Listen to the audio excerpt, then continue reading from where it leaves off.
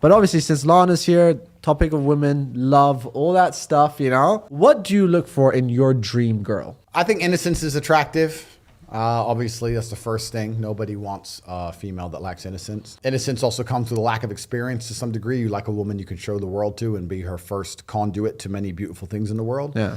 Respectfulness, complicit, compliant, happy. I love happy women who are always smiley to take the stress away from a hard life. I have a very difficult life. When I come home, I want my woman to be happy and smiling. And a positive force. That's the whole point. I go to war to live a very good life. And when I come home, she has to be my sunshine. That's the goal. You want a ray of sunshine. What are 3 red flags in a woman? If she is overly social or has a bunch of male friends, that's the first thing. That's obviously a massive red flag for obvious reasons.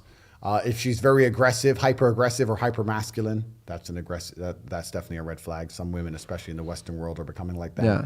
And if she believes in any of this feminist ideal garbage, and when I say feminist, I don't mean everyone believes that women should be able to have an opinion on certain things and believe that women should be able to drive or whatever. That's fine. But when I mean like full crazy feminists like the West, that's a massive red flag. Now, do you think it's more important to love or be loved? It's a good question. No, because let's say you might not necessarily love that person fully, but they love you. Don't you believe in you receive what you like? No, the energy. I don't think you receive what you give. If I had to choose, I would be the one who's be loved. I would rather be the one who's loved.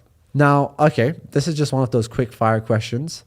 If you had to choose money or love? It's hard. It's impossible to. It's impossible to choose. Like there's too many nuances to the question. I can't choose. But I do think that love is extremely important. Humans are social animals. Yeah. And you do need love.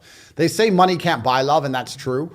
But money can help facilitate love. Yeah. Let's keep that in mind. And how many times do you think, like, have you been in love? Everyone has, of course. But how many times have you been truly in love?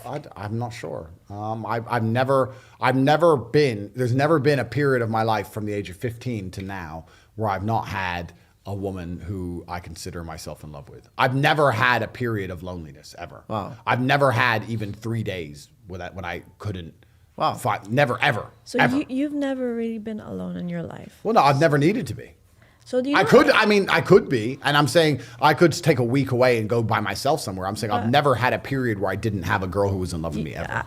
Don't you think that might be one of the keys to your success? Because when you have someone that's on him. There, I'm not saying that was the reason, but believe me, to be with someone makes so much of a difference, and people don't realize this. Like we have been made to be in pairs, as much as people are alone, and they sometimes say I don't need someone.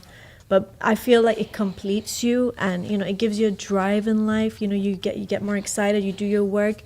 You have something to look forward to.